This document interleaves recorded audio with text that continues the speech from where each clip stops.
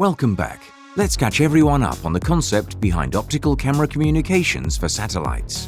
Right now, the wiring harnesses inside satellites are large, heavy, and complex. This makes the design and assembly of satellites quite tricky. The goal of OptiSat is to create a new way of communicating between the components inside a satellite.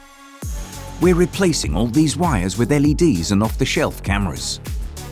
These will transfer certain types of data in a simple and efficient way.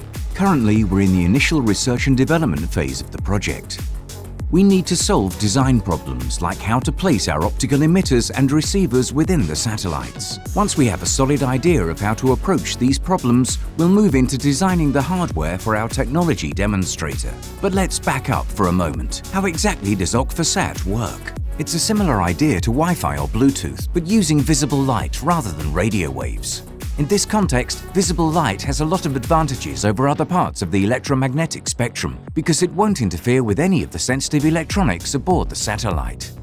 In addition to shining light directly at a sensor, we want to use internal reflections to transmit data without a direct line of sight between an emitter and a receiver. Let's see what this would look like in practice. We want to transmit information from this orientation sensor to the satellite's computer. However, in this configuration, not very much light can reach the receiver, so it's hard to transmit the information we need. Let's try a different layout instead. Much better. We're building a digital simulator to test these sorts of things without needing to build real hardware.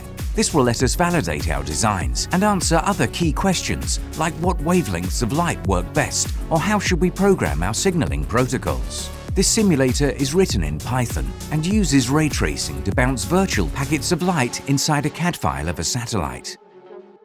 By firing off thousands of virtual photons, we can get a good approximation of how the system will behave in the real world. The goal here is to cut down on iteration time for new designs. Once we have a good theoretical understanding of the problem, we'll begin testing this technology in real satellites. Thanks for watching. You can track our progress on the project here.